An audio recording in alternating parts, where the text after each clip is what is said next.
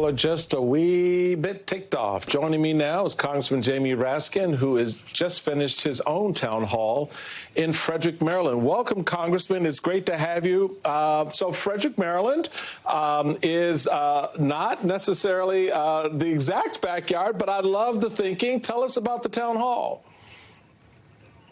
So actually, Frederick used to be part of the 8th District. I got gerrymandered out of there, alas, and lost all those wonderful people. But they're now in the 6th District with April Delaney, and she invited me to come to talk about the work that I've been doing on the legal front, because as you know, the top Democrat on the Judiciary Committee, I've been leading our efforts to work with the litigators around the country, the state attorney generals, and anybody who's in lawsuit against this nightmare. Tomorrow I head to Pennsylvania, and Saturday I will go out to Andy Harris's district, which is on the Eastern Shore, as you know, Michael. And he has not had an in-person town hall meeting since 2017, as I understand it, and he's refusing to meet with people now. And they now have built these giant milk boxes with Andy Harris's picture on it, saying, "Where's Andy?" Well, yeah, I would invite as a fellow Marylander, I would invite the congressman to come spend some time with the constituents who elected him. I mean, what could possibly go wrong? They voted for you. The reality, though, is something that Congresswoman Hageman is beginning to hear and realize. We have reports coming out that at her town hall, they've got, lines forming to get in, and a lot of noise around, how this government is treating the American people.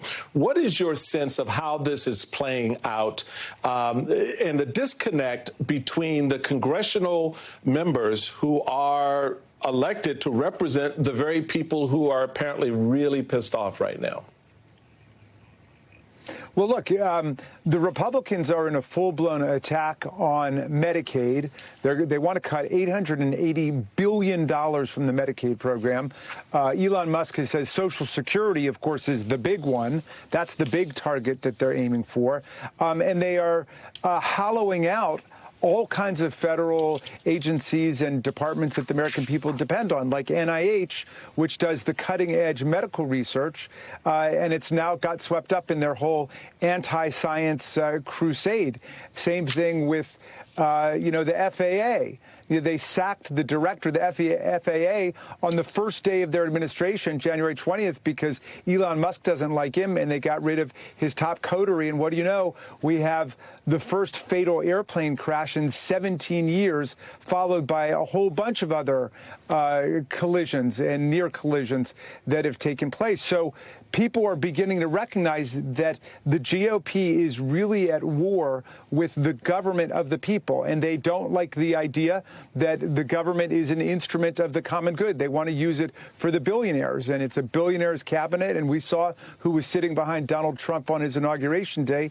It was Elon Musk, and it was Mark Zuckerberg, and it was Jeff Bezos, and behind them was a cabinet of billionaires. So it's a government that represents much less than 1% of the American people. And what's happening in these town hall meetings across the country is extraordinary, that the vast majority of Americans are turning out to say they want their government back. That's an important note, Congressman, because you have, at least coming from the National Democratic Committee, the congressional campaign especially, encouraging the kind of action that you're taking as a member to go and host these town hall meetings, whether they're in your district or a fellow member's district, especially if it's a Republican member.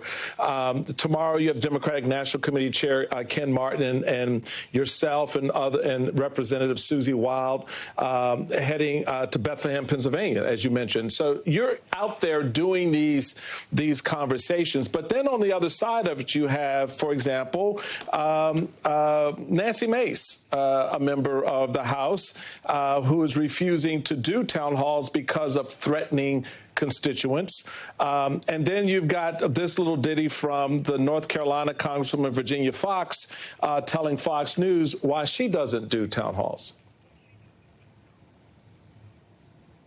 I don't do town halls because I think it's just an opportunity for people to yell at their member of Congress.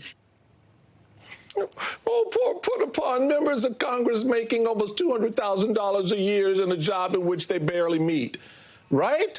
That's how the American people see this moment, where you can't stand and help us, as the president is going to sign tomorrow, Congressman, an executive order to eliminate the Department of Education.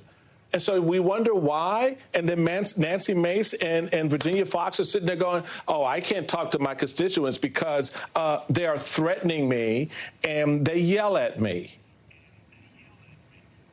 Look, in democracy, those of us who aspire and attain to public office, as you know, Michael, are nothing but the servants of the people. And the minute that we think we're the masters of the people and we don't have to face the people and we don't have to listen to the people, that is the moment to evict, eject, reject, impeach, try, convict, start all over again. And we are starting to pick up everywhere across the country this strong mood that we need to get rid of the politicians who are not acting like the servants of the people. And it's interesting that that my dear colleague Virginia Foxx says she doesn't want to go in a situation where people are just yelling at politicians. That's all the Republicans do in committees with Democrats. They turn and start yelling at the Democrats and talking about Hunter Biden and Joe Biden. They don't seem to mind yelling at other people when it comes to the Democrats, but they don't want to face their own constituents. It's unbelievable. Fair point, Congressman. Fair point. We're going to fit in a quick break, but we'll have much more with Representative Jamie Raskin in a moment.